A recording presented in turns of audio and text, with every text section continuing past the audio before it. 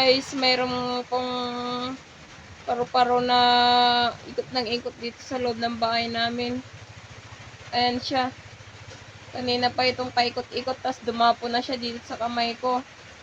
As in, dumapo talaga siya dito sa kamay ko, dito sa ganito ko. Ganito ko.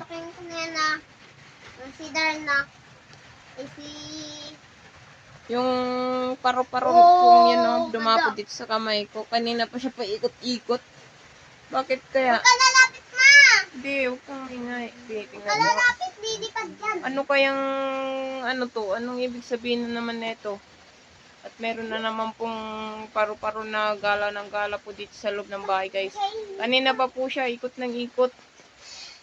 Ikot siya ng ikot dito sa mukha ko. Sa kamay ko. Sa ulo ko. Hanggang humiga pa ako. Andito pa rin. Lapit-lapit sa akin. Tapos ayan, guys. Nag-ano po ako, nagbukas ako ng cellphone ko. At nung nag-video ako, kanina, dumapo siya sa kamay ko.